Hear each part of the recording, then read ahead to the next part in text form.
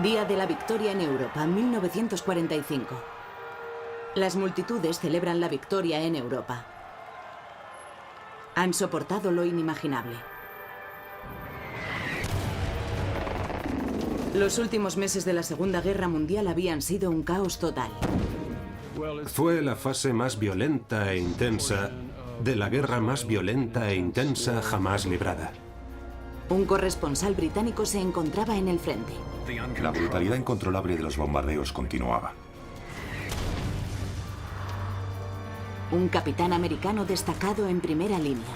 De repente un proyectil nos pasó zumbando por encima. Y la Alemania nazi contra las cuerdas. Los avances se producían semana a semana. Ellos fueron testigos del momento en que Europa pasaba página. Del horror a la esperanza.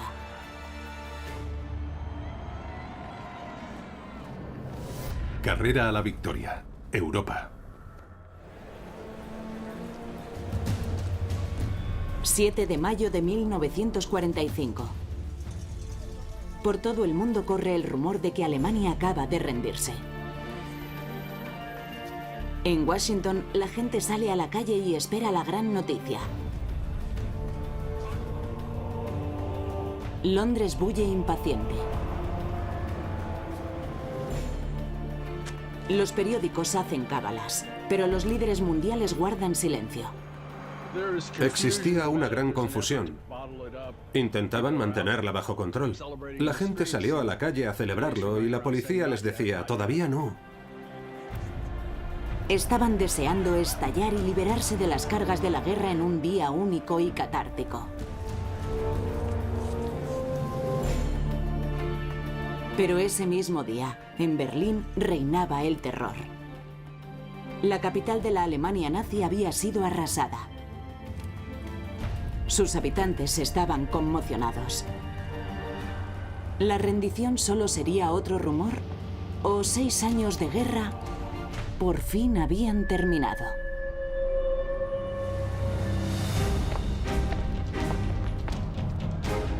Desde 1939, Adolf Hitler había ejercido un férreo control sobre toda Europa.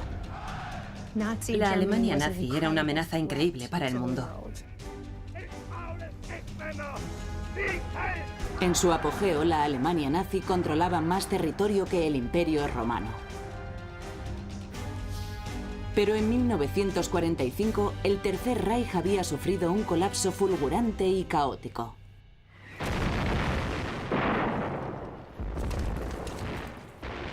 El año había comenzado con una de las batallas más sangrientas de la guerra, y solo empeoró. La batalla de las Ardenas fue un auténtico choque. Los alemanes, aparentemente de la nada, fueron capaces de asestar aquel golpe. La última gran ofensiva de Alemania consiguió abrir una brecha en el frente occidental.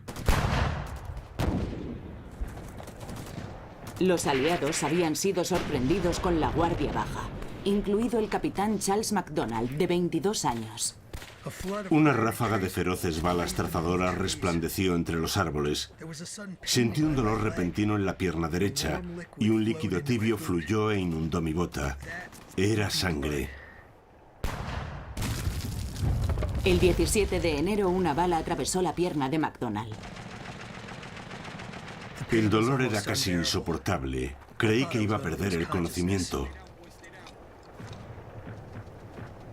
La batalla de las Ardenas había terminado, pero el final de la guerra aún quedaba muy lejos.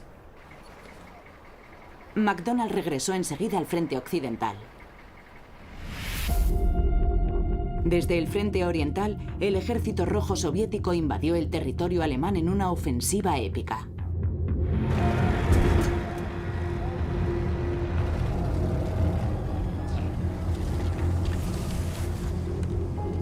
Hacían muy pocos prisioneros. Lo saqueaban todo. Y era como una nube de varios millones de langostas arrasando el centro de Alemania. El 31 de enero, 2 millones de soldados rusos estaban a menos de 2 semanas y a menos de 80 kilómetros de Berlín. A los soviéticos lo único que les importaba era el castigo, la venganza. Y los ciudadanos alemanes sabían que era imparable y no querían estar allí cuando ellos llegaran. Pero Adolf Hitler estaba aquí, bajo los escombros de su cuartel general, la Cancillería del Reich en Berlín. En febrero, vivía en un búnker de 4 pisos situado justo debajo de las ruinas del edificio. Pero Hitler se negaba a aceptar el funesto desenlace de la guerra.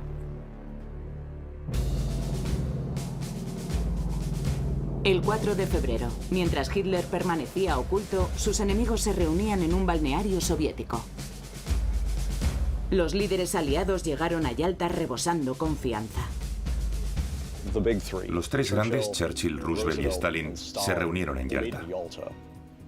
En ese momento el destino de Alemania estaba ya prácticamente decidido. Alemania iba a perder la guerra. Allí hablaron de cómo repartirse el imperio alemán conquistado. Si es que quedaba algo de él.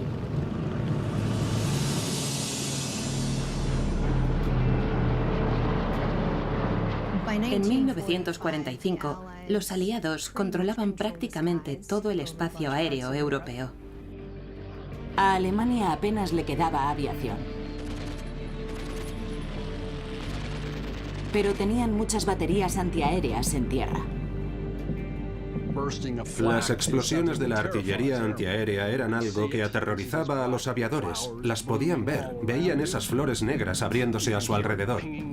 Las podían oír impactando contra las paredes de aluminio del avión.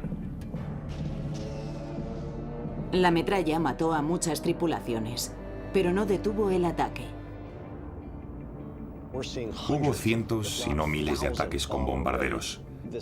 Era una masa de nubes metálicas volando en los cielos de toda Europa. Los aliados bombardeaban una y otra vez cualquier fábrica que estuviera alimentando la maquinaria de guerra nazi. El petróleo era el talón de Aquiles del Estado alemán. Destruir sus refinerías era la forma efectiva de detener toda su maquinaria de guerra. No se descartaba que hubiera bajas civiles, pero no se buscaban. A mediados de febrero las reglas cambiaron. El 13 de febrero de 1945, 800 aviones británicos atacaron los primeros. Los estadounidenses salieron las 2 noches siguientes casi con el mismo número de aviones. Hicieron algo más que lanzar bombas convencionales sobre objetivos militares. Lanzaron bombas incendiarias sobre toda la ciudad de Dresde.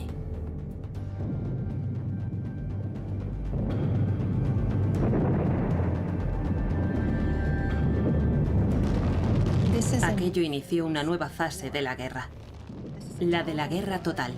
Y era una guerra en la que los civiles, aunque supuestamente no eran el objetivo, se convirtieron en objetivos.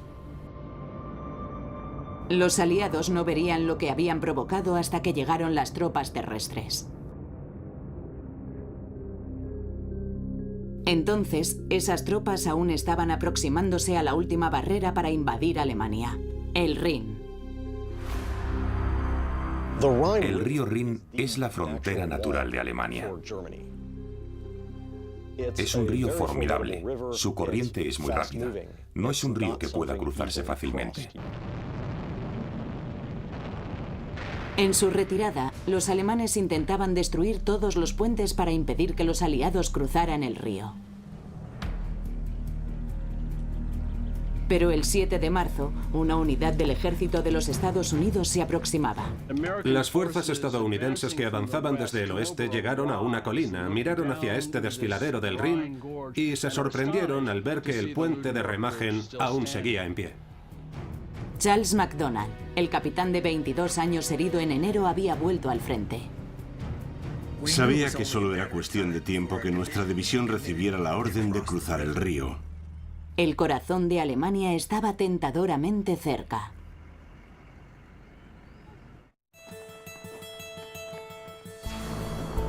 En marzo de 1945, los aliados se preparaban para cruzar en masa el Rin. Empezaron a preparar una armada como la del día D.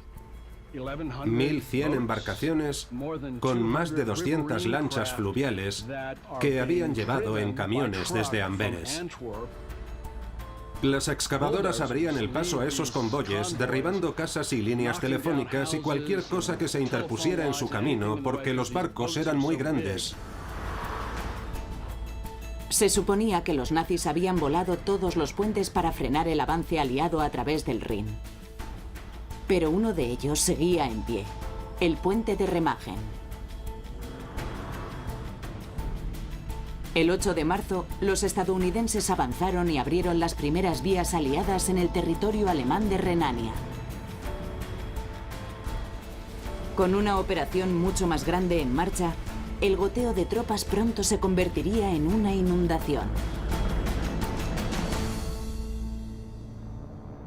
Las tropas terrestres seguían avanzando por territorio alemán, pero las tripulaciones aéreas ya habían reducido a polvo sus grandes ciudades.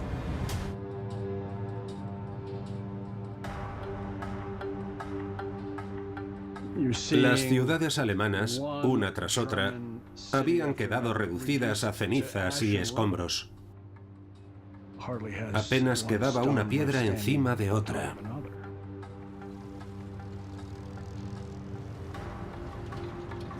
Casas, fábricas, edificios que tal vez llevaban siglos en pie, fueron devorados por el fuego. Tejados hundidos, paredes rotas y caídas, calles cubiertas de escombros. Todas las ventanas habían quedado hechas añicos. Las ciudades alemanas, una tras otra, habían sido borradas del mapa. El bombardeo de Dresde marcó otro nivel en la contienda.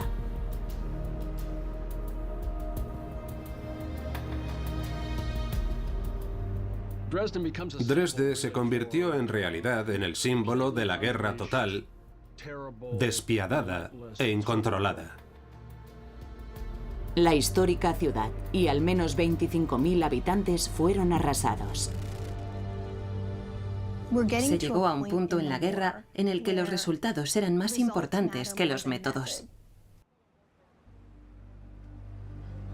De vuelta en el Rin, las tropas seguían cruzando el último puente en pie. El capitán Charles MacDonald se encontraba cerca. Cuando subíamos a los camiones para seguir avanzando, recibimos la noticia de que los soldados del primer ejército estaban al otro lado del Rin. Hitler acababa de descubrir que el puente no había sido destruido como él había ordenado y que los ejércitos aliados estaban invadiendo Alemania. Furioso, ordenó ejecutar inmediatamente a 4 de sus oficiales. El 17 de marzo, el puente de Remagen se hundió. Los aliados tenían que cruzar aquel río ancho y peligroso.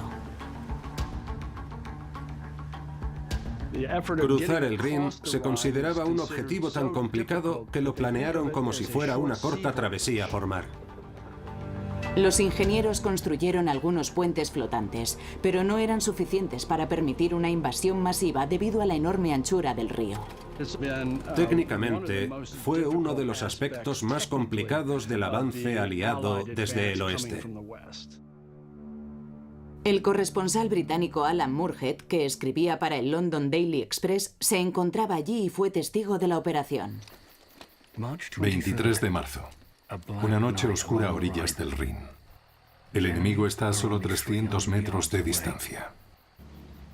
Antes del amanecer, el plan de invasión comienza con un anuncio ensordecedor.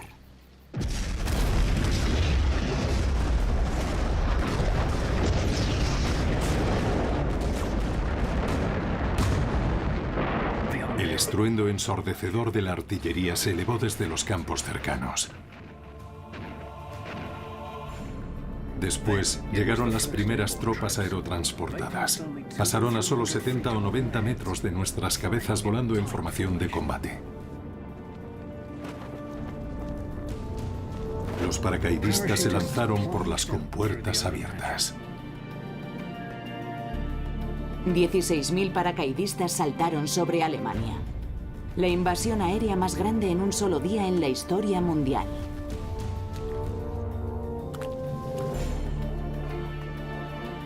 Pero el grueso de la fuerza invasora tendría que cruzar el río bajo las descargas de la resistencia alemana. Alan Murhead iba con ellos. En ese momento empezaron a caer obuses a nuestro alrededor. Los que pudimos, nos agazapamos en el piso de acero del bote. Podíamos sentir las explosiones en el agua. Se creaban cortinas de humo para impedir que los francotiradores enemigos pudieran disparar a los soldados en movimiento. Charles MacDonald, el capitán estadounidense, cruzó el río y avanzó hacia el corazón de la Alemania nazi. Nuestro avance continuó en la otra orilla. Yo me preguntaba si el enemigo defendería aquellas colinas. Si lo hacían, nos esperaba una dura batalla.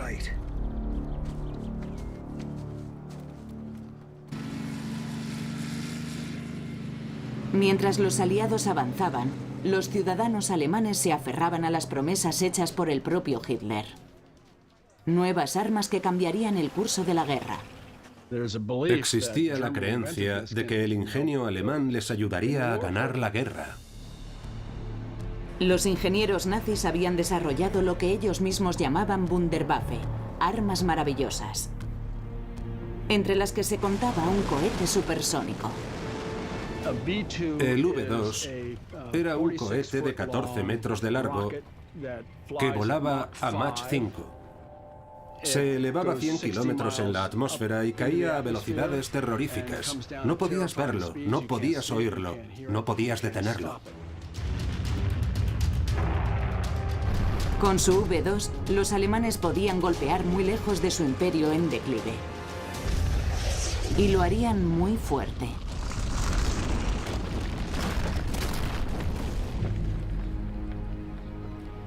El puerto de Amberes, en Bélgica, era clave para alimentar la maquinaria de guerra aliada. La Alemania nazi solo tenía un arma que pudiera llegar tan lejos, el cohete V2. Impactaba a velocidades supersónicas antes de que te pudieras dar cuenta. Desde el otoño de 1944, Amberes había sufrido casi 600 impactos directos.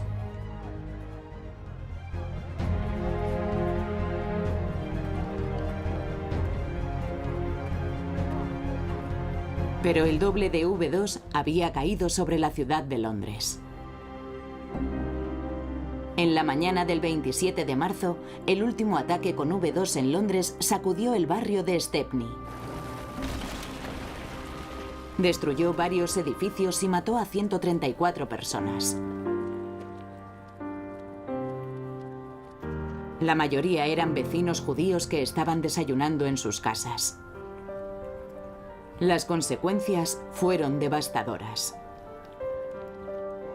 Pero eso no desanimó a los británicos.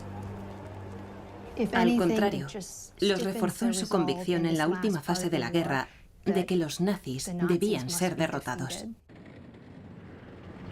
Su derrota parecía inminente. Las tropas lo sabían. Aparentaban normalidad.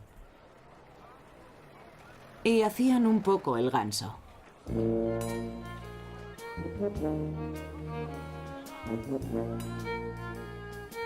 Hitler era fácil de imitar.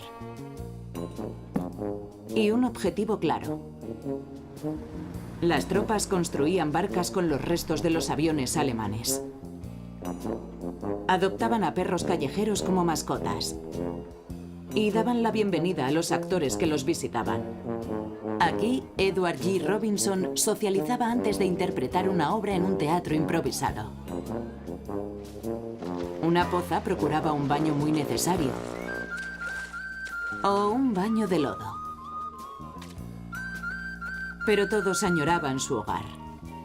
En un letrero que indicaba la distancia a las principales ciudades, un soldado nostálgico escribió la distancia hasta su novia.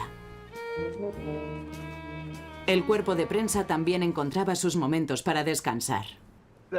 Nunca hubo un grupo de corresponsales de guerra tan brillante.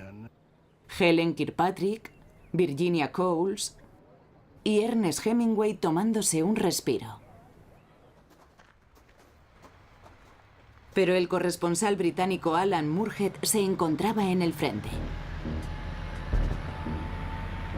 Estábamos totalmente atrapados entre las prisas que se adueñaron de nuestros días después de que cruzáramos el Rin. En abril, los aliados cruzaron el río Rin y avanzaron por el vasto corazón de Alemania. Charles MacDonald iba con sus hombres. Los soldados no hacían ningún esfuerzo por ocultarse. Actuábamos como si estuviéramos de maniobras, deambulando al descubierto. Pero algo me decía que esa despreocupada ofensiva no podía durar mucho. De repente un obús enorme pasó sobre nuestras cabezas. Resonó una ametralladora. La ráfaga de un tanque arrancó la rama de un árbol sobre nuestras cabezas. En las bolsas de resistencia, la feroz batalla se desarrollaba en medio de un campo bucólico y primaveral. Los proyectiles de la artillería volaban sobre los campos, incluso mientras trabajaban los granjeros. Las tropas convertían las casas y los graneros en búnkeres, y siglos de historias familiares ardían en llamas. Las llamas devoraban furiosas una casa y un granero. Un caballo salió del establo y contemplamos como una anciana de pelo gris salía de la casa. Cogió al caballo y lo llevó de vuelta al granero en llamas. El animal chillaba aterrorizado. Con la misma calma, la anciana volvió a entrar en su casa en llamas y cerró la puerta detrás de ella. Algunos elegían morir, otros optaban por huir. Con la guerra aproximándose, los ciudadanos estaban desesperados. En Europa, en la primavera de 1945, había 11 millones de personas huyendo. 7 millones eran alemanes. Sin apenas información, estaban guiados por los rumores, impulsados por el miedo y frenados por la miseria. Se veían pocas lágrimas. Para los alemanes, la catástrofe ya había superado ese punto. De forma que uno siempre estaba rodeado por esos rostros inexpresivos.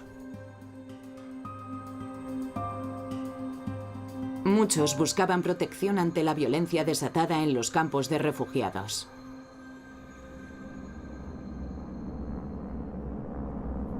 Pero huían de algo más que de los ejércitos de tierra.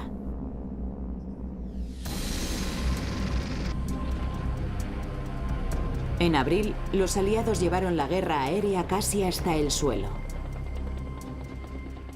Cada piloto se convirtió en su propio general. Los pilotos podían realizar su propia selección de objetivos.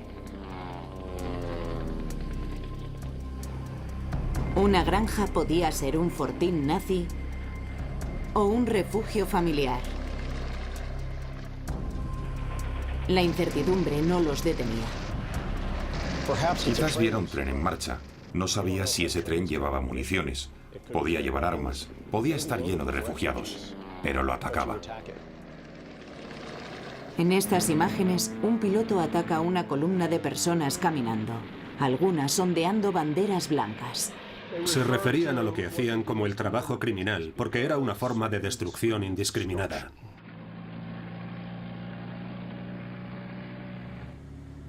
La destrucción estaba llegando al corazón industrial de Alemania.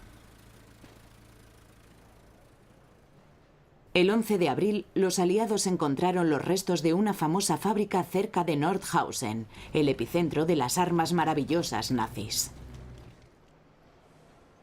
El lugar estaba repleto de motores de cohete V2. Estaban allí tirados, destruidos por la RAF o por los alemanes antes de retirarse.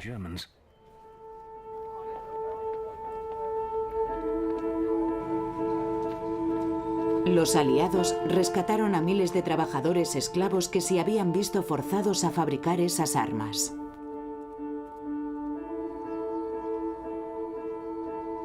Y un oscuro y espeluznante secreto empezó a ver la luz del día. Apenas habíamos comenzado a vislumbrar el absoluto desprecio por el valor de la vida humana en Alemania.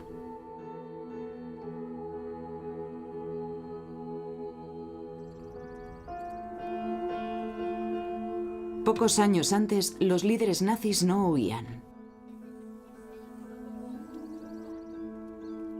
Disfrutaban de los frutos del imperio en su refugio alpino cerca de la frontera austriaca. Desde allí, los arquitectos del Tercer Reich planificaron el futuro de Alemania. Göring, Goebbels, Himmler y Adolf Hitler. Estas son imágenes de películas caseras de la compañera de toda la vida de Hitler, Eva Braun. Muestran la cima del poder nazi, cuando contemplaban su imperio desde un espectacular ventanal. Cuando llegaron, las tropas estadounidenses encontraron el agujero de una bomba en la pared y salones repletos del botín de guerra robado. Esos almacenes estaban llenos del botín que Göring y otros habían amasado. Era un sórdido reflejo de lo que habían sido y de lo que habían estado haciendo. La mayoría sabía que la guerra estaba llegando a su fin. Pero nadie sabía quién viviría para verlo.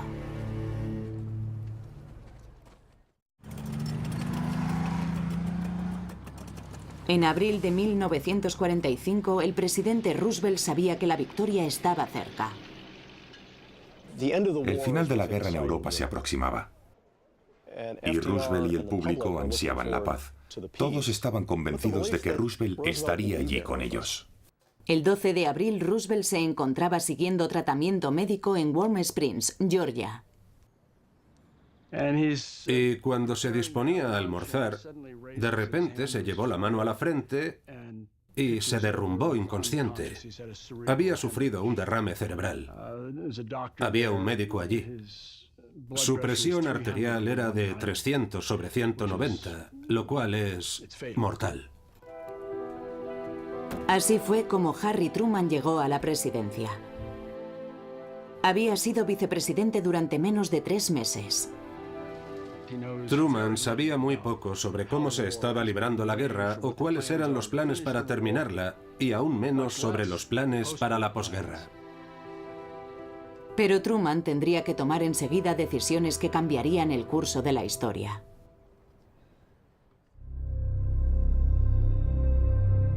Los aliados occidentales habían acordado dejar que las tropas soviéticas, que avanzaban imparables, libraran la batalla por Berlín. El 16 de abril ya tenían 2,5 millones de hombres preparados para el asalto final. Casi triplicaban en número a las fuerzas alemanas. Los soldados nazis sabían lo que venía del este y empezaron a rendirse ante los aliados occidentales.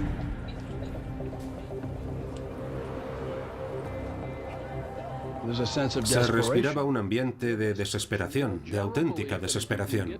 Y la creencia generalizada era que si podías llegar a Occidente, los aliados occidentales te tratarían mejor que los soviéticos.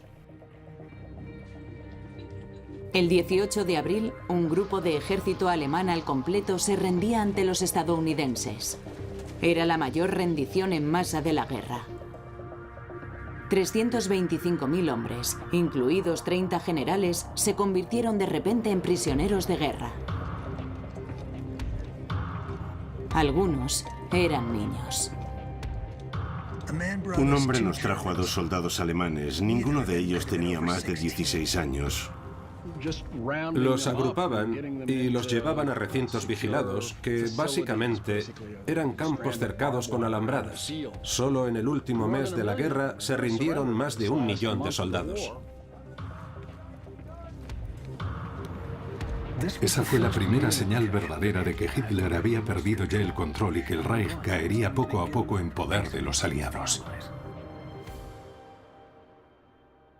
Hacia el final de la guerra empezaron a verse rendiciones más organizadas de las tropas alemanas. Esto era lo que más temían los alemanes que se rendían.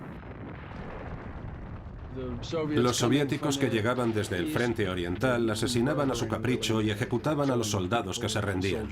Mataban a los civiles, violaban a las mujeres. Y no había ninguna razón para pensar que se detendrían al llegar a Berlín.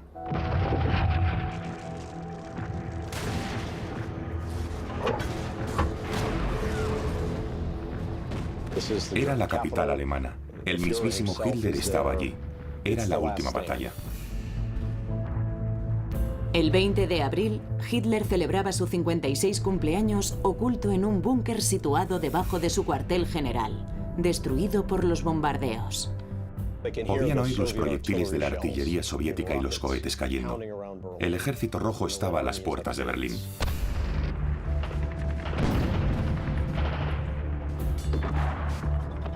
Al día siguiente empezó la batalla de Berlín, calle a calle.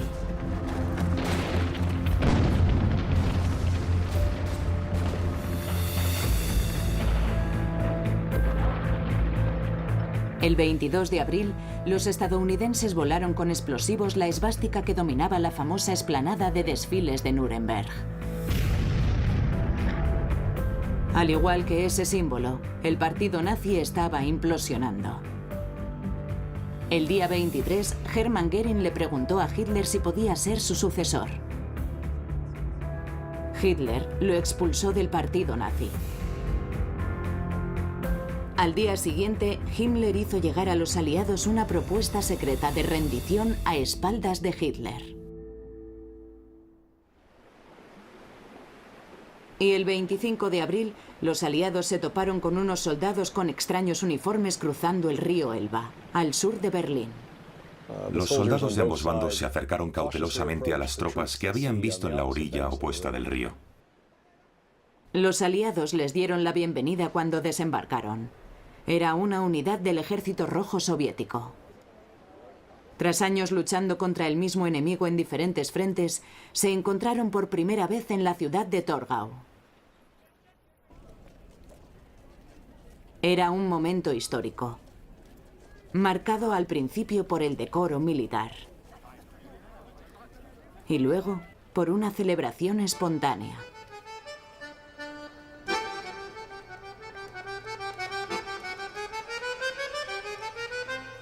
Alguien describió el ambiente como el de una feria de Iowa.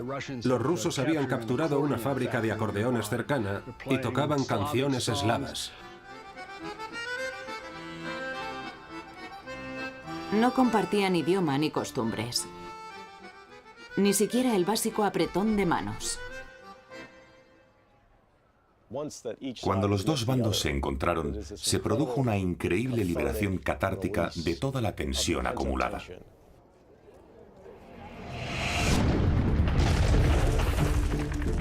Mientras, en Berlín, la tensión llegaba al punto crítico.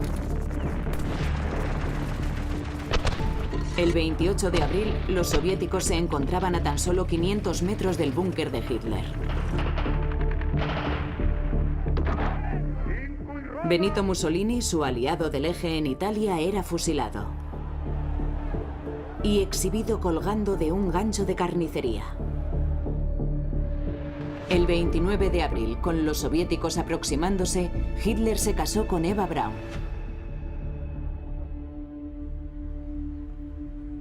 Y el mismo día, las tropas estadounidenses encontraron unos vagones de ferrocarril cerca de la ciudad de Dachau. En la mañana del domingo 29 de abril, los soldados siguieron una vía que finalmente los llevó hasta un campo. Allí había varias docenas de vagones en esa terminal. Y dentro y alrededor de esos vagones, la mayoría eran de carga, había más de 2000 cadáveres.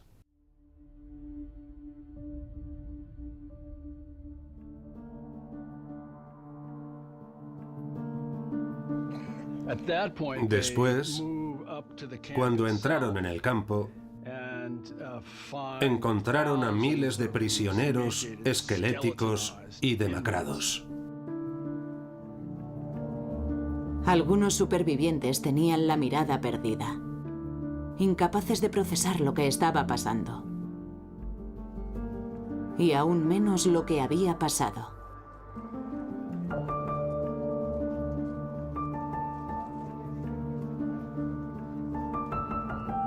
Los cuerpos apilados tenían un extraño color nacarado y eran pequeños, como cuerpos de niños. Todos los rasgos normales por los que reconocemos a un ser humano prácticamente habían desaparecido.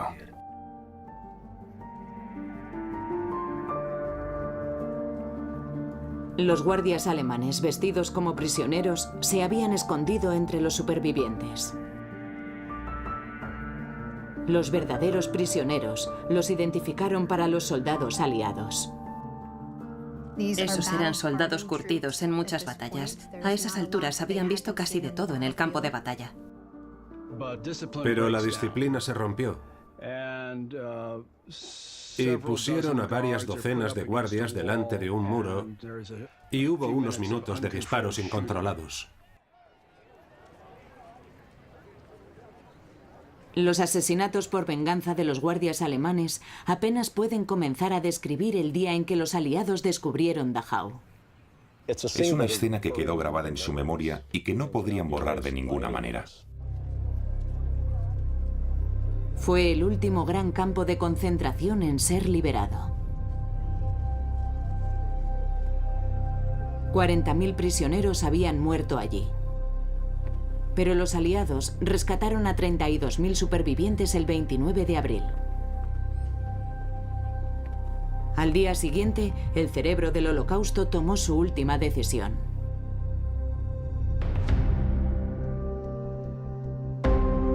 El 30 de abril, 10 metros debajo de la Cancillería del Reich destruida por las bombas, Hitler y Braun se retiraron a una habitación privada. Los soldados recibieron instrucciones de no molestarlos y después oyeron un disparo. Cuando sus ayudantes abrieron la puerta, ella estaba muerta. Había tomado cianuro. Él se había suicidado con un balazo en la sien. Los miembros del séquito de Hitler que quedaban los envolvieron con mantas, los llevaron a los jardines que había detrás de la Cancillería del Reich y con los últimos y valiosos bidones de gasolina en Berlín quemaron sin más ceremonias los cuerpos de Adolf Hitler y Eva Braun. Mientras, la artillería y los rusos se encontraban muy cerca del lugar. Pocos conocían que Hitler había muerto. Nadie sabía cómo detener la guerra.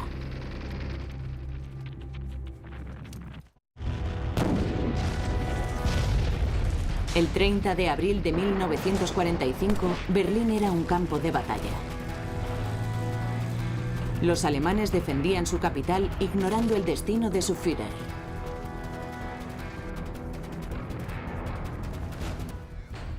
Hasta que el 1 de mayo, la radio alemana anunció que Hitler había muerto. Al día siguiente, las fuerzas alemanas en Berlín se rendían a los soviéticos. El 4 de mayo, más soldados alemanes, en Dinamarca y el norte de Alemania, se rendían ante los británicos. Pero los aliados exigían más: la rendición total e incondicional de todas las fuerzas nazis de una vez. Se había acordado que no habría paces separadas ni acordadas por nadie. Finalmente, en una escuela en Francia, comenzaron las negociaciones formales para la rendición. Los alemanes parecían no tener prisa. Todo formaba parte de una táctica dilatoria de los alemanes para ganar unas horas más, quizás un día o dos más, para que tantos alemanes como fuera posible pudieran huir lo más lejos posible de los rusos en su fuga masiva hacia Occidente. Pero algunos seguían combatiendo. El 6 de mayo, soldados alemanes en Holanda abrieron fuego contra ciudadanos en el centro de Ámsterdam. Mataron a 22. Algunos de ellos lucharon hasta la muerte. Fue espantoso hasta el último disparo.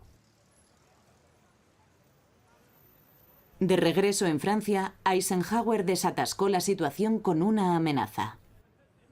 En cierto momento les dijo: o firmáis este tratado ahora o cerraré la frontera y nadie podrá cruzarla y los dejaré a expensas de los rusos. Eso captó su atención.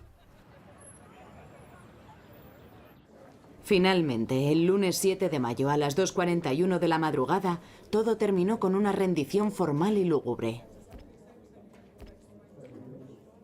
Por Alemania firmó Alfred Jodl, uno de los últimos líderes nazis que no estaba muerto, preso o huido.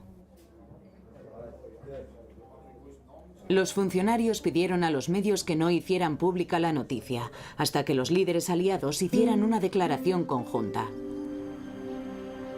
En París, Ámsterdam y Londres, la noticia se filtró y las multitudes se preparaban para celebrarlo. Finalmente, las ondas de radio crepitaron con el anuncio que todos esperaban. Ayer en la mañana, a las 2:41 de la madrugada, el alto mando alemán firmó el acta de rendición incondicional. Hoy es el día de la victoria en Europa.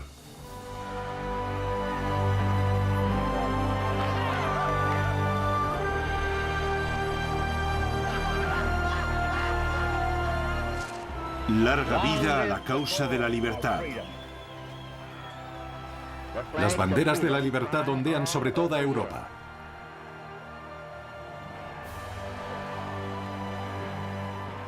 Fue un gran momento de triunfo para las poblaciones que habían sufrido mucho durante el conflicto.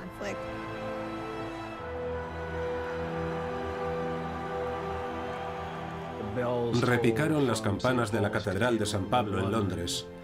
El rey, la reina y las dos princesas, Isabel y Margarita, salieron al balcón del Palacio de Buckingham.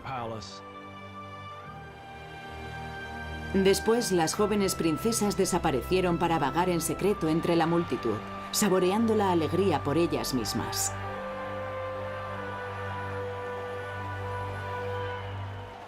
En París, los soldados en sus jeeps estaban rodeados de chicas francesas que se subían a ellos. El júbilo era infinito. En Nueva York, 15.000 policías se desplegaron en Times Square para intentar mantener el orden.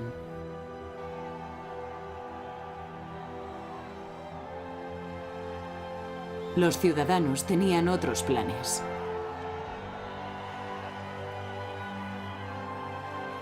Quienes estaban por encima de la muchedumbre abrían las ventanas y lanzaban trozos de papel. Guías telefónicas hechas pedazos. Telas desde las fábricas textiles. Todo para celebrar, al menos por un momento, la unidad.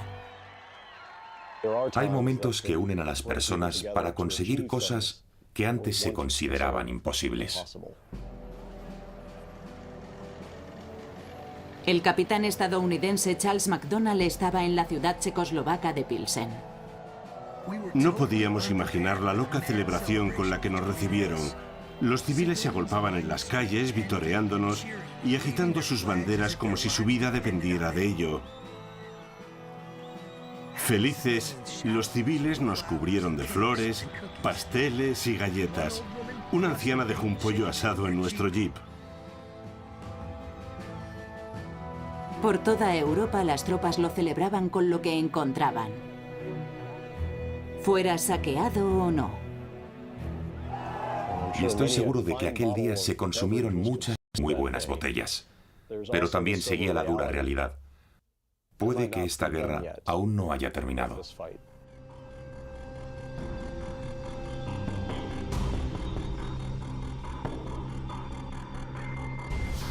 En el otro extremo del mundo se estaba librando otra guerra al mismo tiempo. La Guerra del Pacífico. Los aliados contra Japón. Para las tropas que luchaban en la isla de Okinawa, la paz en Europa no fue un consuelo. A nadie le importó realmente. Estaban en mitad de una batalla sangrienta, confusa y absolutamente espantosa por Okinawa. Y sentían que les había tocado la peor parte en aquella guerra. En el Pacífico, la guerra llegaría a su propio e impactante momento culminante exactamente 100 días después. Aquellos iban a ser de los 100 días más importantes de la historia mundial.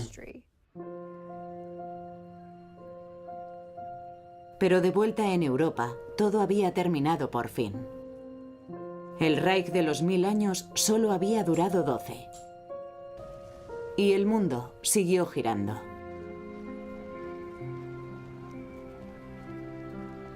El Día de la Victoria en Europa es un hito del siglo XX. Y en muchos aspectos fue la puerta por la que un mundo llegó a su fin y otro mundo nació.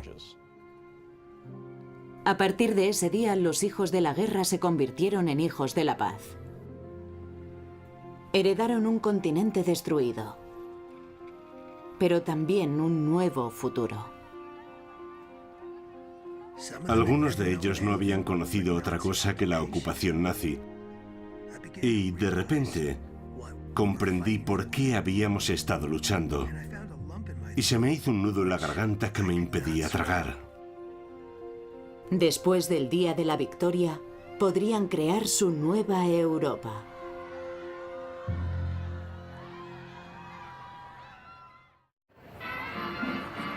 El 8 de mayo de 1945, Europa vive un estallido de alegría. Para ella, la Segunda Guerra Mundial había terminado. En todas las capitales de Europa Occidental se vivió una auténtica catarsis emocional.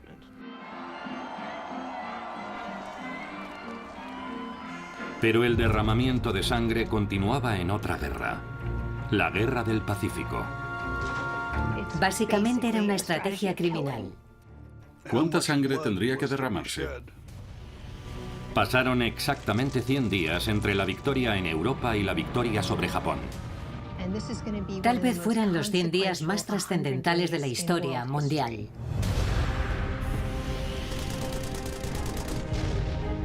Un soldado de la infantería estadounidense entraba en combate. Los que dicen que no tienen miedo están locos. Y un almirante japonés está bajo presión. Nuestra capacidad de lucha se desvanece gradualmente. Pero Japón no se rinde. La rendición era una humillación. Tienes que luchar hasta el final. Pero cuando finalmente lo hizo, el mundo estalló de júbilo en una espectacular celebración de la libertad.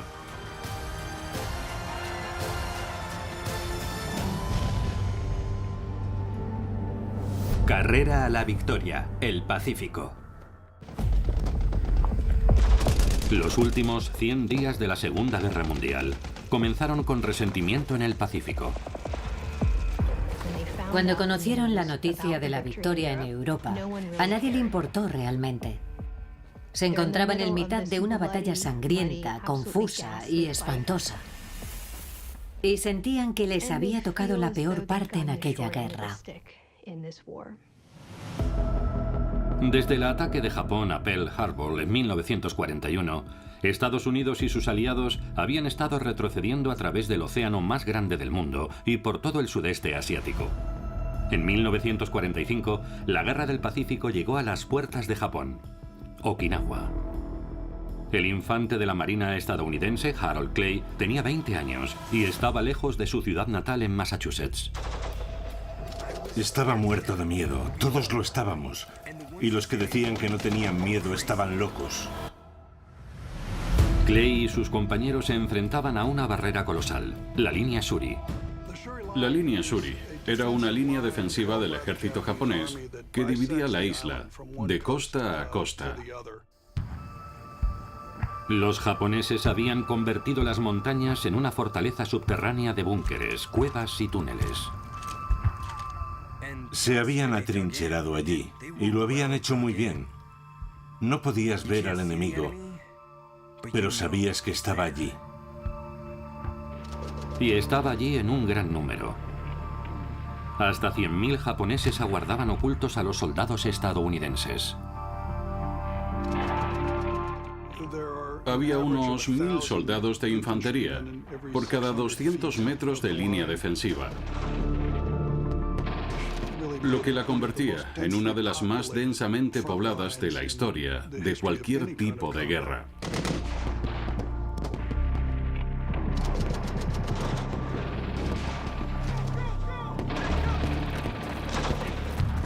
La estrategia de Japón quedaría al descubierto nada más comenzar el ataque a la línea Shuri. Básicamente, la estrategia japonesa consistía en matar al mayor número de invasores como fuera posible. Mataban en nombre de este hombre, el emperador japonés Hirohito. Era un monarca absolutista y contaba con la lealtad incondicional de todos los ciudadanos japoneses, tanto militares como civiles. Pero los japoneses ni siquiera podían verle y jamás habían oído su voz. Pero todos estaban dispuestos a morir por él. El emperador tiene grandes esperanzas en la inminente ofensiva. Esperamos que nos acompañe el éxito. El almirante Matome Ugaki era un oficial de la Armada de 55 años al mando de unos 600 aviones y pilotos. Su base estaba en Kyushu, estratégicamente situada para hacer frente a los invasores estadounidenses en Okinawa.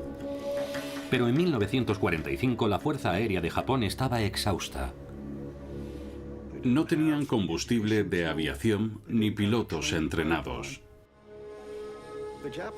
Los japoneses carecían de pilotos capaces de atacar a los barcos estadounidenses y de regresar a casa. Sus misiones eran planeadas de forma que no tuvieran que volver a casa. Los ataques kamikaze. El 11 de mayo despegaron más de 100 aviones. A más de 800 kilómetros de distancia, los barcos de apoyo estadounidenses permanecían a la espera cerca de Okinawa.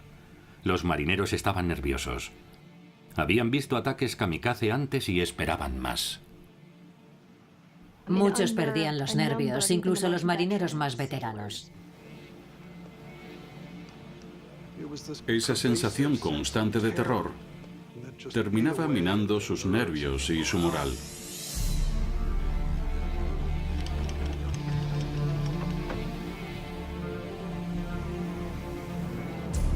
Después, el rugido de los aviones enemigos.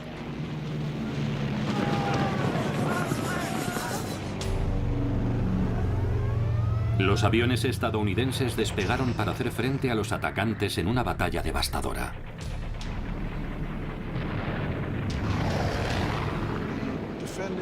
Estos podían derribar 9 de cada 10 aviones kamikazes que llegaban.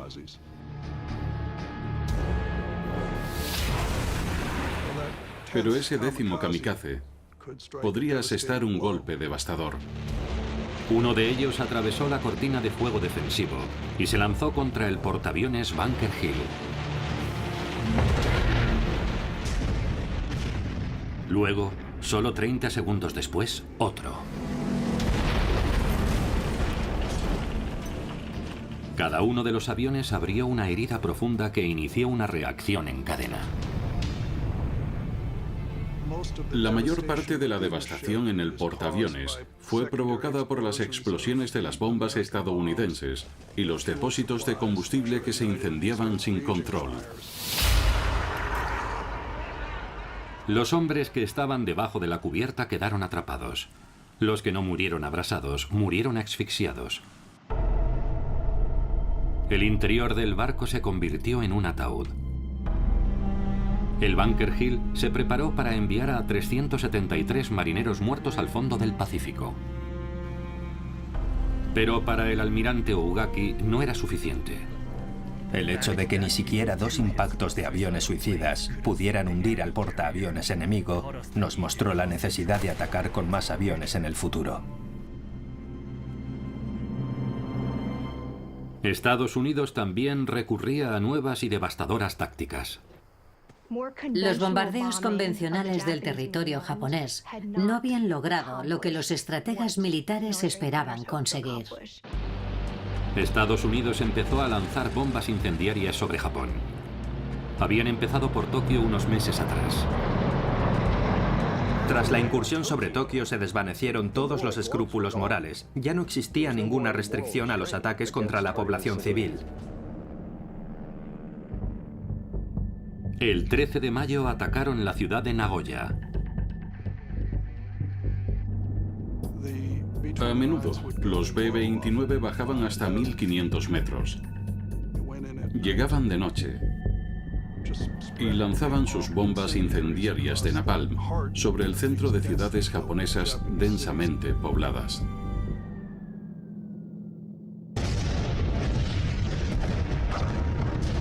Las ciudades estaban construidas con madera y papel. Los B-29 arrasaron en sus incursiones grandes extensiones del Japón urbano.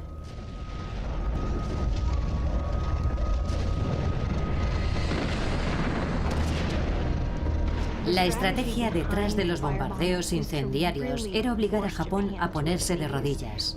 No estamos hablando de bombardeos convencionales y bien dirigidos, se trataba de destruir ciudades. Los estadounidenses atacaron con bombas incendiarias 67 ciudades durante el resto de la guerra. Fue una campaña despiadada y aterradora. De regreso en Okinawa, la línea Shuri había demostrado ser un verdadero infierno. Los japoneses se defendían con ferocidad, obligándolos a luchar y pagar muy caro cada centímetro cuadrado de tierra japonesa. Después, el 28 de mayo, los estadounidenses se aproximan al corazón simbólico de Okinawa, el Castillo Shuri. Era el cuartel general del ejército japonés. Los estadounidenses miraban a las alturas desde sus trincheras y veían ese castillo sobre una colina lejana. Y durante semanas supieron que aquel era su objetivo y avanzaban lentamente hacia el castillo. La de Okinawa podía ser la batalla final y decisiva.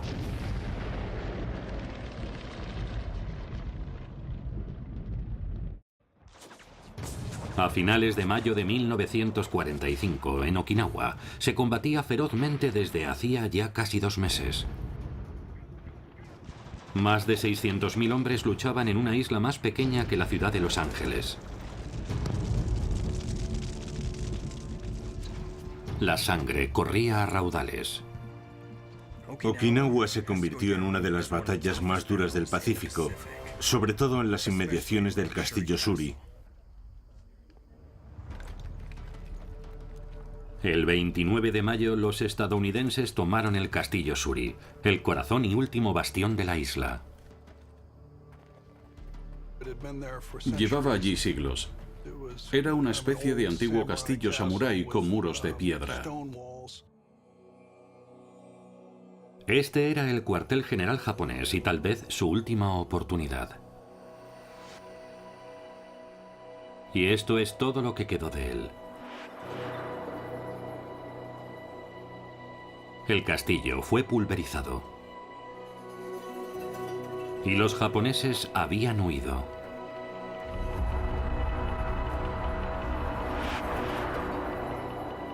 Tras 2 meses de sangrientos combates, se habían retirado en secreto, dejando a su paso trampas mortales por todo el sur de Okinawa. Los japoneses ya no luchaban para vencer. Comprendieron que no podrían derrotar a los estadounidenses a pesar de su superioridad numérica, y lo único que podían hacer era infligirles tanto dolor, un coste tan alto en vidas, que no solo frustrarían al ejército estadounidense, sino a su ciudadanía, que empezaría a cuestionarse el alto precio de esa guerra.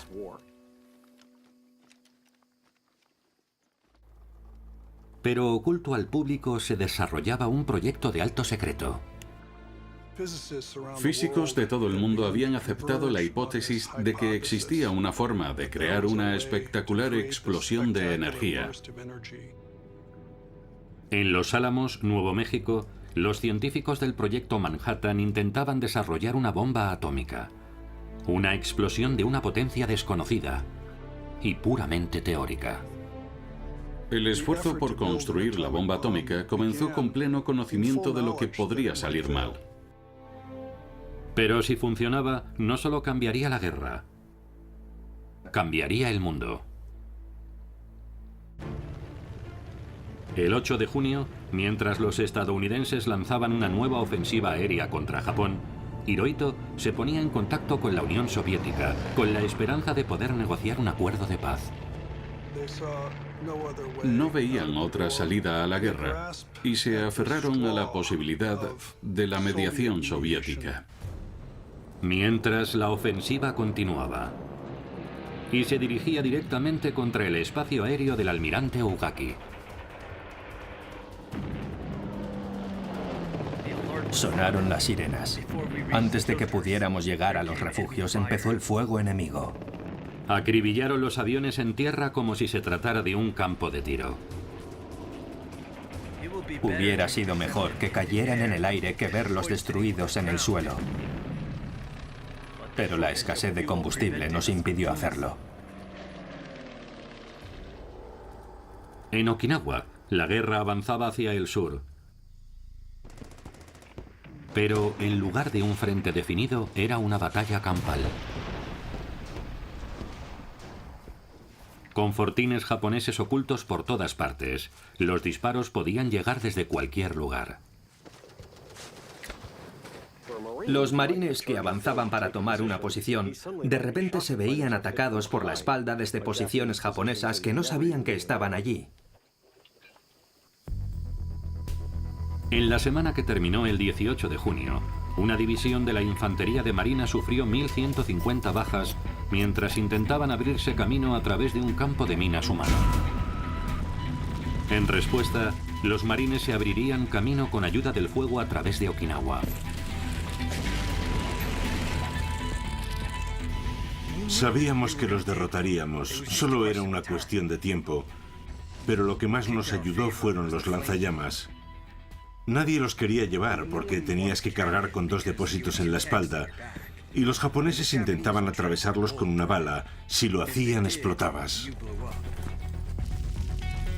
Los estadounidenses incendiaban las laderas, las aldeas y las cuevas, sin saber quién había dentro. A veces eran civiles. Al principio, los estadounidenses veían a los nativos de Okinawa como un enemigo. Muchos habitantes de Okinawa se habían visto obligados a luchar junto a los japoneses. Pero la inmensa mayoría de sus habitantes intentaron esconderse. Les habían dicho que les esperaba un destino peor que la muerte si eran capturados por los estadounidenses, que serían torturados y que las mujeres serían violadas, y que los estadounidenses los aplastarían con sus tanques, de forma que los civiles estaban realmente aterrorizados. Los estadounidenses convencían a algunos de que salieran y se refugiaran en los campos de refugiados, dirigidos por los mismos hombres a los que les habían enseñado a temer. Pero posiblemente muchos nunca se recuperaron. Se presionaba a los civiles para que eligieran un bando y a Japón para que luchara hasta el final. Y se presionaba a Estados Unidos para que pusiera fin a la guerra, sin importar cómo.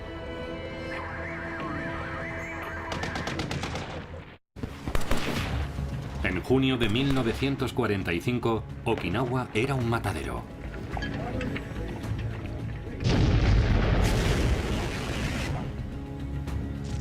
La violencia se había concentrado en unos pocos kilómetros cuadrados en el extremo sur de la isla.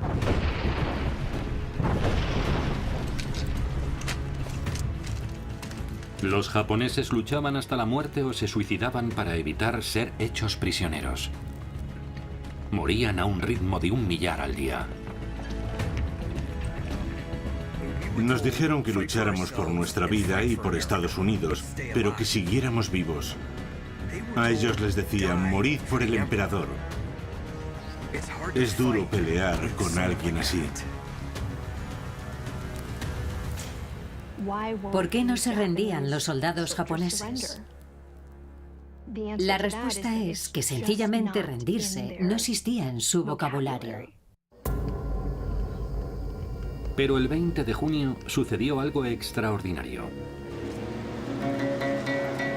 Casi 1000 japoneses rodeados en una playa se rindieron.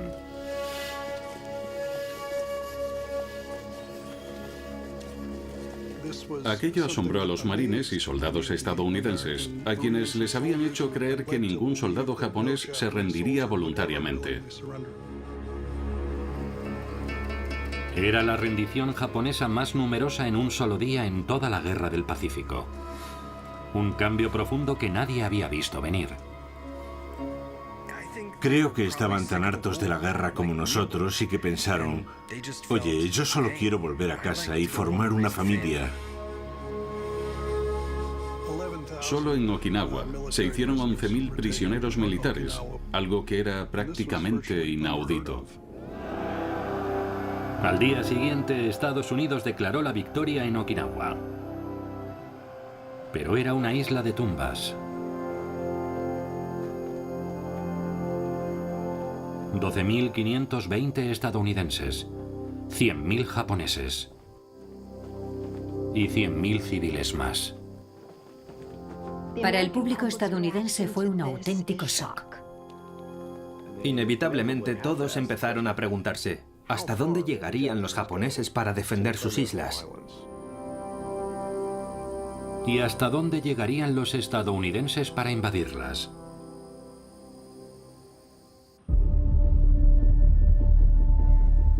Los estrategas del Estado Mayor Conjunto comenzaron a preparar una operación para invadir Japón.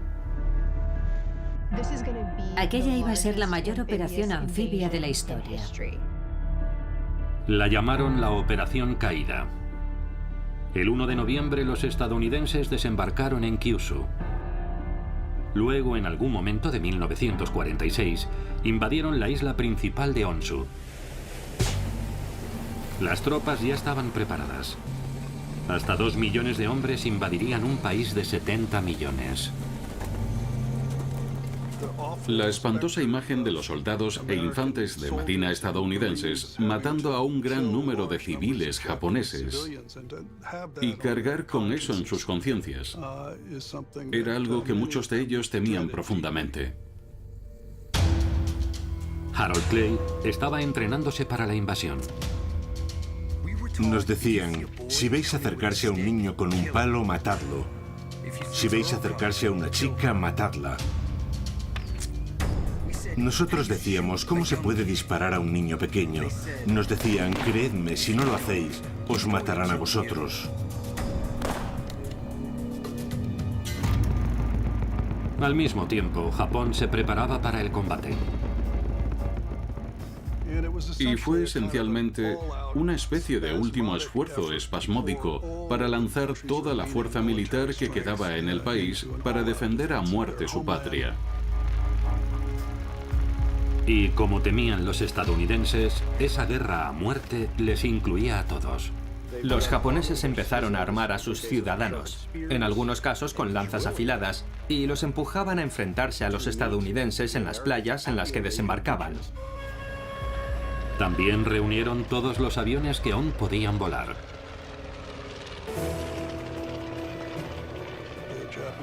Los japoneses tenían la intención de enviar prácticamente todos los aviones que tenían contra la flota estadounidense, pilotados por pilotos que sabían poco más que despegar. Algunos eran estudiantes universitarios sin ninguna experiencia de vuelo. La mayoría eran incapaces de volar de noche debido a su nula preparación. ¿Cómo nos vimos empujados a una situación tan trágica?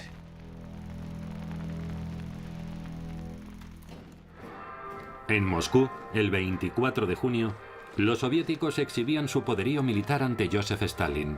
Japón seguía intentando negociar con él un acuerdo de paz. El pérfido juego de Stalin consistía en entretener a los japoneses, simplemente para ganar tiempo y así armar a las fuerzas del Ejército Rojo.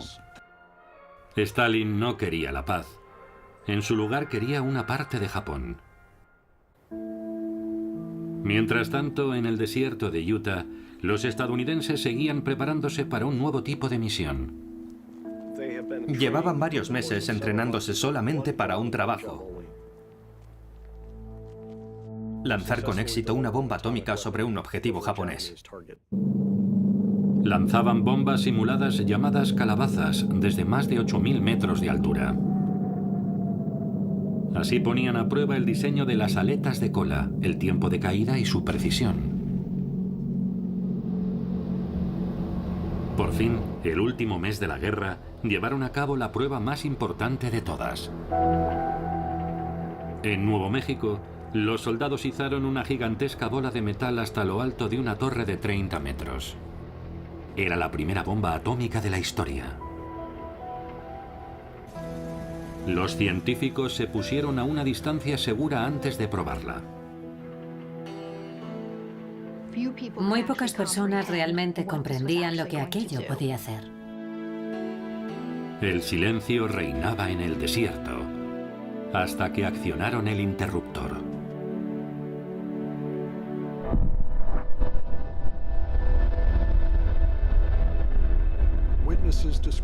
Los testigos lo describieron como un amanecer antes del amanecer. Creo que los que lo vieron quedaron sobrecogidos.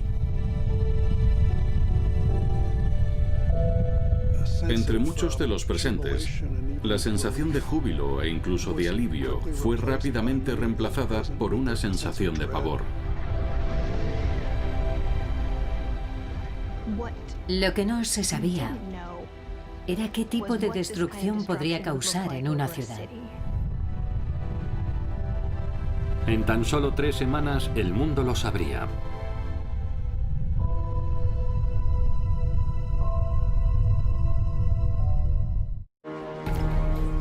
El 17 de julio de 1945, los líderes aliados se distanciaron del Pacífico para reunirse en Potsdam, Alemania. Japón apenas figuraba en su agenda, pero estaba muy presente en sus mentes. El hecho de que los líderes aliados se reunieran en Potsdam, en medio de las ruinas de Alemania, tenía un importante valor simbólico. El mensaje era que Japón estaba solo y que podría enfrentarse al mismo destino de Alemania. En Potsdam, sus asesores comunicaron en secreto al presidente Truman que la prueba atómica había sido un éxito y que 2 bombas estarían listas en cuestión de semanas. Pero los aliados se espiaban unos a otros. Stalin ya sabía lo de la bomba atómica y Truman sabía que Japón se había acercado a Stalin para negociar la paz. Pero delante de las cámaras parecían estar unidos. Firmaron la declaración de Potsdam. Y en esa declaración le decían a Japón que si no se rendía incondicionalmente, se enfrentaría a una destrucción inmediata y total. El día después de la declaración de Potsdam, los bombarderos estadounidenses despegaban para otra misión sobre Japón. Pero aquel día no lanzaron bombas. Lanzaron octavillas como esta, advirtiendo a los japoneses que abandonaran sus ciudades. Nuestros aviones lanzaron millones de folletos sobre unas 8 ciudades, informando a sus habitantes de que 5 o 6 de ellas serían bombardeadas en los siguientes 6 días. Al día siguiente, los aviones regresaron con bombas incendiarias para cumplir con su promesa. Y la capacidad de decirle a una ciudad, os vamos a destruir, y el hecho de volver y hacerlo, supuso un mensaje que los japoneses entendieron muy bien, y era que ahora estaban indefensos. Sin embargo, en pleno colapso del país, Japón se negaba a hablar de una rendición incondicional. El último día de julio, Truman, tras estudiar un último informe, aprobó una declaración pública sobre la bomba atómica. Este es el único documento que existe con su autorización para usarla. Su decisión desencadenaría las 2 últimas y caóticas semanas de la Segunda Guerra Mundial. El 1 de agosto, los estadounidenses prepararon la primera bomba en la base de la isla de Tinian. El 2 de agosto, millones de soldados soviéticos se desplegaban cerca de la frontera occidental de Japón. El 5 de agosto, una tripulación destacada en la isla de Tinian bautizó como Enola Gay a su nuevo B-29, en honor a la madre del comandante. Al día siguiente se escribiría un nuevo capítulo en la historia de la guerra.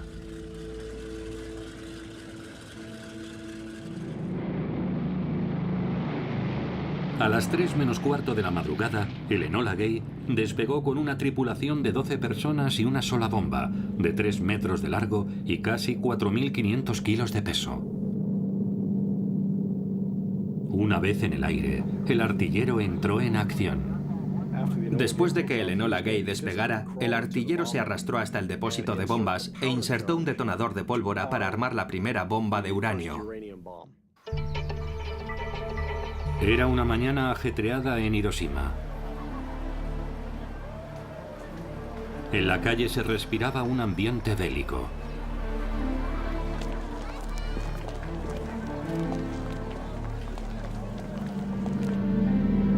De repente, se escuchó el zumbido de unos aviones.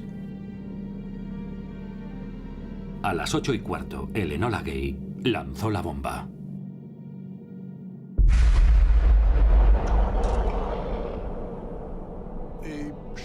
La onda expansiva sacudió el exterior del avión. Un tripulante lo describió como si alguien hubiera cogido un poste de teléfono, lo hubiera agitado como un bate de béisbol y hubiera golpeado el exterior del avión. Eso sería la onda expansiva. No podían ver nada en absoluto de Hiroshima, debido al fuego y el polvo que había debajo de ellos. Mientras Hiroshima ardía, el resto de Japón permanecía ciego a lo que estaba sucediendo. Las comunicaciones de la ciudad con otras partes de Japón se interrumpieron inmediatamente.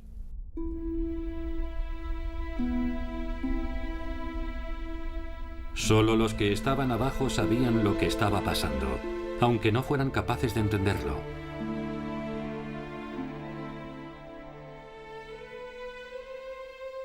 Al día siguiente la noticia se filtró. Harold Clay aún seguía en Okinawa. La primera reacción fue: ¿qué diablos es una bomba atómica? Ni siquiera habíamos oído hablar de ella. El almirante Ugaki se enteró por un noticiario estadounidense. Una emisora de radio de San Francisco dijo que por primera vez en la historia se había lanzado una bomba atómica, haciendo aún más sombrío el desenlace de la guerra. El 8 de agosto los estadounidenses lanzaban una segunda bomba, más potente aún que la primera. No hubo una segunda decisión ni orden para lanzar la bomba sobre Nagasaki. La orden inicial era lanzar las dos bombas cuando estuvieran listas. Las habían sellado herméticamente para mantener los componentes internos secos y a salvo. Luego, las llevaron a la pista de despegue para la misión del día siguiente. Pero la suya no sería la única onda expansiva aquel día. Antes del amanecer del 9 de agosto, el ejército rojo soviético atacó el territorio japonés en Manchuria. En lugar de negociar la paz, había empezado a devorar el cadáver moribundo del Estado japonés. Fue una de las mayores invasiones terrestres de toda la historia, apenas unas horas antes de que se lanzara la bomba sobre Nagasaki.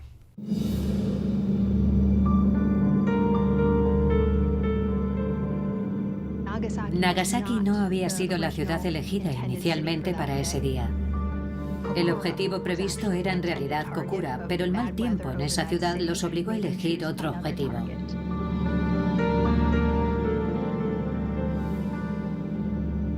Sobre Nagasaki encontraron el espacio necesario entre las nubes para avistar el objetivo y lanzar la bomba.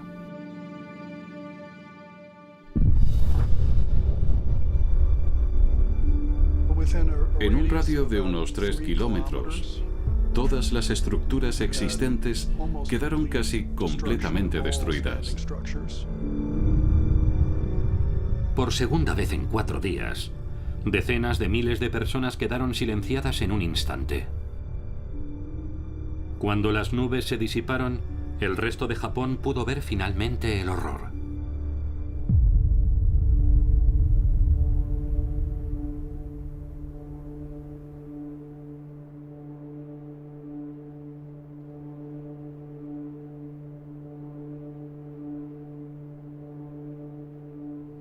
Hiroshima y Nagasaki eran un erial.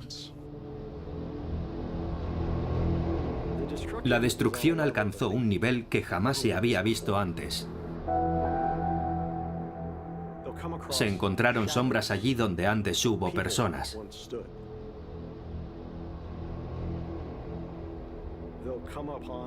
El grado de destrucción fue tal que hasta los mismos escombros se habían fundido. La gente había quedado incinerada totalmente.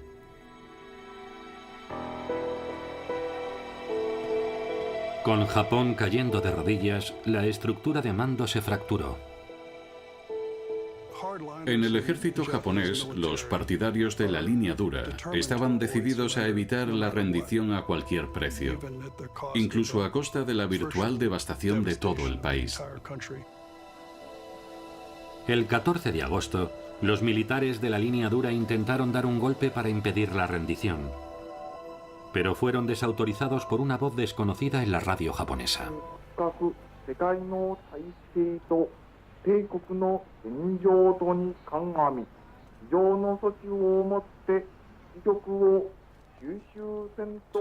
Conmocionados, muchos japoneses oyeron una voz que no habían oído nunca antes en toda su vida. La voz del emperador. Y en ese mensaje radiofónico, el emperador Hirohito anunció que la guerra había terminado, aunque en ningún momento usó la palabra rendición. Muchos no se lo creían. ¿Era auténtico?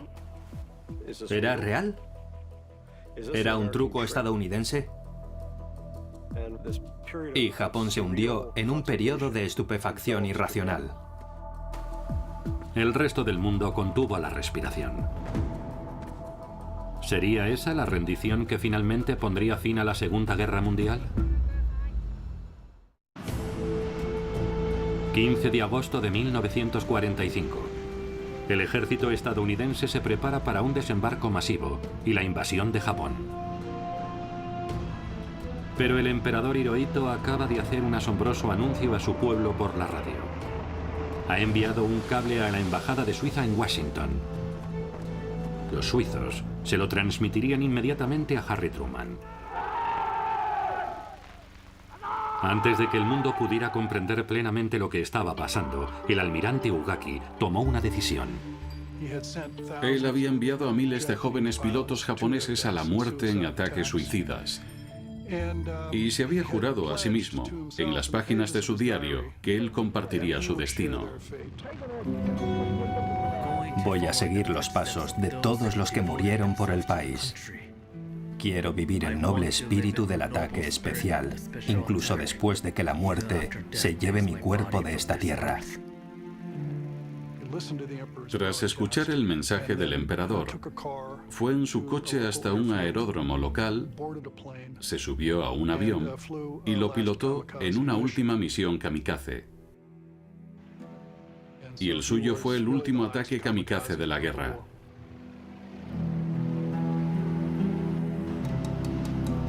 Entre los pocos ataques a barcos estadounidenses aquel día, ninguno tuvo éxito.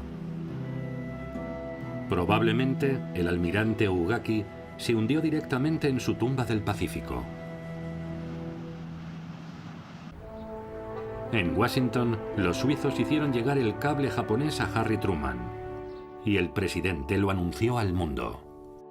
Compatriotas, he recibido esta tarde un mensaje del gobierno japonés en el que se declara la rendición incondicional de Japón. La proclamación del Día de la Victoria en Japón deberá esperar a la firma formal de las condiciones de la rendición por parte de Japón. Las Fuerzas Armadas aliadas han recibido la orden de suspender todas las acciones ofensivas. Los barcos de la Armada de los Estados Unidos que se dirigían a Japón se detuvieron. Los marineros lo celebraban en las cubiertas. Los temores dejaron paso a los vítores. Y algunos pusieron rumbo de vuelta a casa.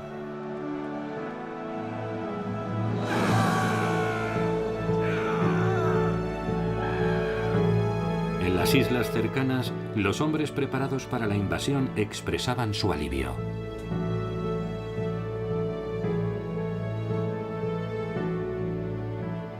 En ese momento muchos de esos jóvenes sintieron que habían salvado la vida. La guerra había terminado y ellos seguían vivos. En las mismas playas donde tanta sangre se había derramado, se bebía cerveza para celebrarlo.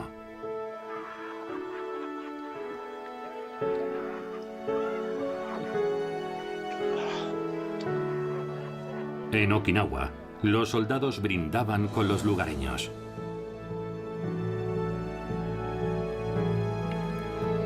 Y la vida empezó a recuperar lentamente su ritmo normal. Por todo el Pacífico, los japoneses salían de sus fortines y entregaban las armas. Ofrecían sus espadas en simbólica rendición.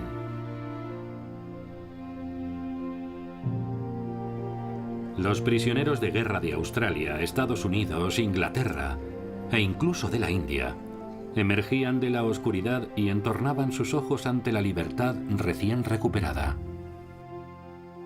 La liberación fue repentina. No tenían ni idea de lo que había pasado en la guerra hasta ese momento. Pero el resto del mundo sí lo sabía.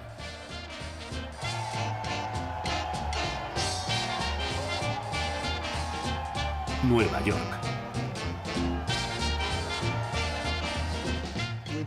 Todos hemos visto las imágenes del marinero besando a la enfermera en Times Square. De las cintas de teletipo volando. La gente rompía papeles y los tiraban por las ventanas de los edificios de oficinas del país. Los pueblos más pequeños también exhibían su alegría a su manera.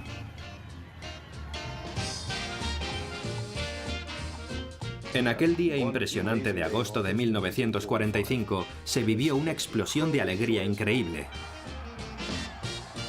En Londres, Piccadilly Circus era un mar de sonrisas. El Palacio de Buckingham estaba rodeado de juerguistas. Y las hogueras brotaban por doquier para alimentar los vítores hasta altas horas de la noche. En Sydney, Australia, el papel triturado caía como la nieve y se convertía en la materia prima de la pura euforia.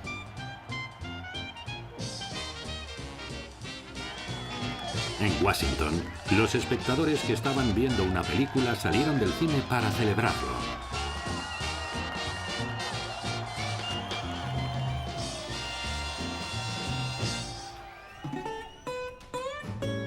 Pero a casi 8.000 kilómetros de donde había empezado la guerra para Estados Unidos, Hawái desfilaba al ritmo de su propia melodía.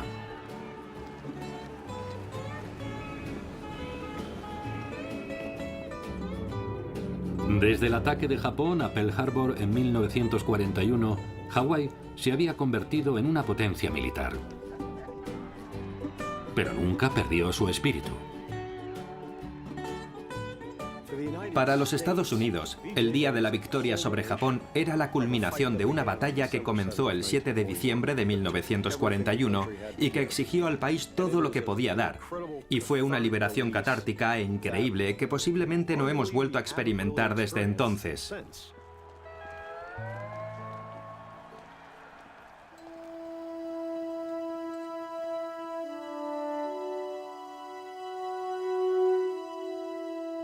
Para aquellos que perdieron y para los que se habían sacrificado, también fue un momento de recogimiento.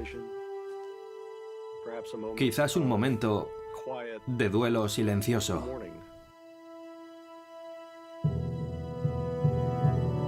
La verdad, la infantería de marina luchó en muchas islas de las que nunca has oído su nombre, y fueron muchos los que murieron en todas y cada una de ellas.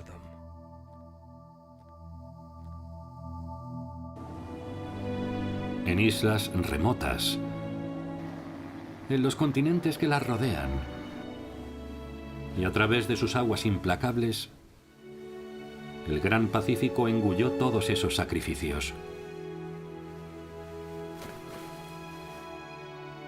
Y finalmente descubriríamos aquello de lo que todos somos capaces, tanto en los niveles más profundos de depravación como al mismo tiempo de los más altos ideales de la humanidad. Nuestra capacidad para sobrevivir, nuestra capacidad para resistir y para mostrar compasión por los demás.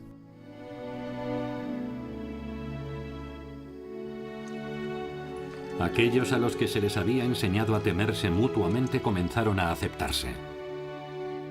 Desde entonces, la paz en el Pacífico se ha mantenido durante 75 años y que continúe.